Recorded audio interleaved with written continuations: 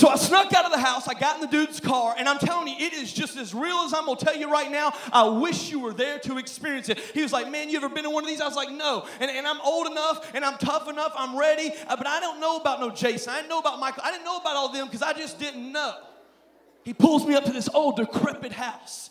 I mean, this house was scary, and I was like, man, you sure this is a haunted house, man? Like, where's all the people? Where's the car? It was like a for real haunted house. And he pulls me up, and he's like, man, this is going to scare you to death. And I was like, man, maybe I shouldn't go in there. My mama finds out, man, it's going to be, I don't want my mama to find out, man. You know, you pull up, and you start backtracking, like, why you shouldn't be there. And I was like, man, you know. And then all of a sudden, we get out, and I'm not kidding you. I walk up, and there's this old lady.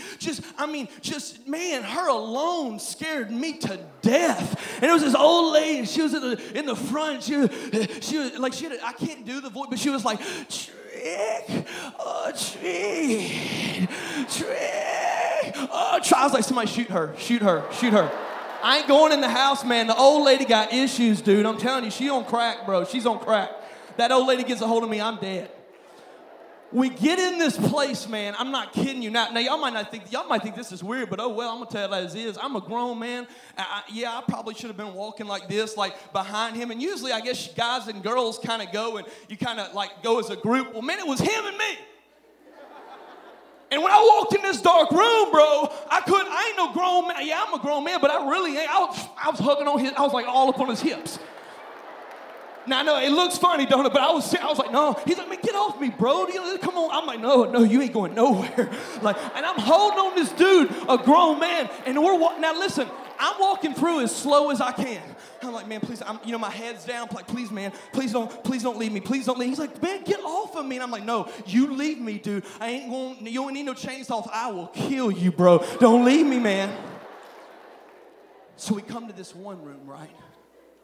I don't even, still to this day, the first one I ever even went to.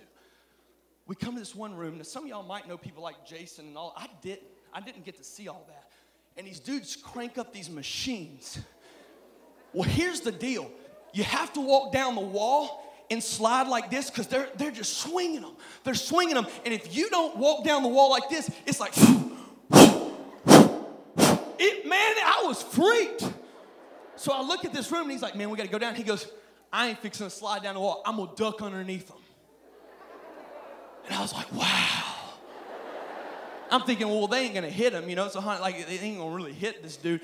And sure enough, as soon as he went to jump and duck under two different guys, the first one had a mask on and went clack on his head, and it dropped to the ground. And the dude is on the ground, got blood in his head, and he's knocked unconscious. This is for real, man. This is nuts. So I got to make a decision. Do I help and ask the guy? And what do I do? And the guy had the mask on. He just slowly just leaned up, and he looked at me like. And I was thinking, they're going to cut me up too. And I know he's my friend, but I need a roll, man. So I was like, do I help him? And I ran, man. I jumped over him. I left him, and I got out. And thank God for exits. Somebody say amen. Thank God for escapes. Somebody say yeah.